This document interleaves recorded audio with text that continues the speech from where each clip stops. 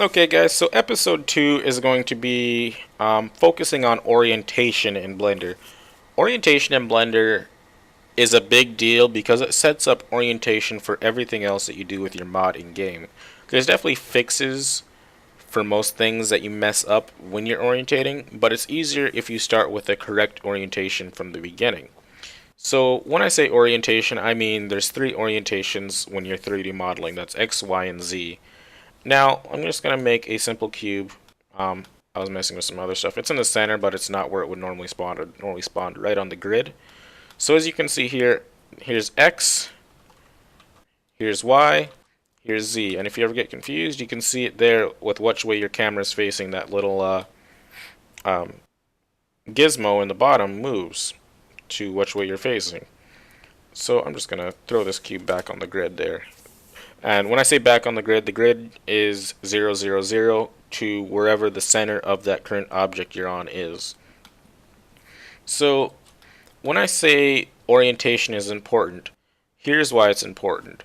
There's certain things that the game does and knows. Like it knows that wheels are on the x-axis.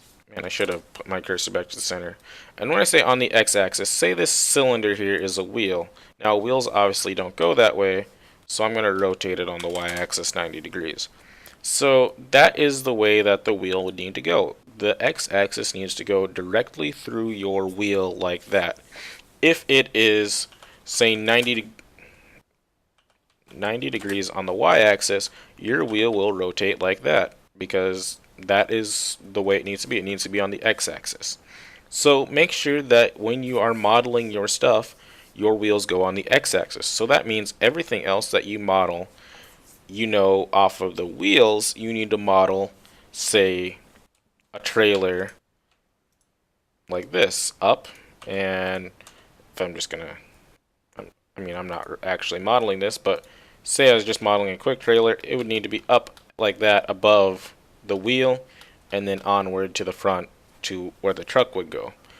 Now, I'm not doing that, obviously, but here's the second thing you need to know. And there is a fix to this in the scripting, but it's easier if you just do it now. And I still caught up with this myself. Make sure that you orientate it the correct way on the y-axis. Now there's 180 degrees difference on the two ways you can orientate it on the y-axis. And when I say that, let me just make something so you can see the difference.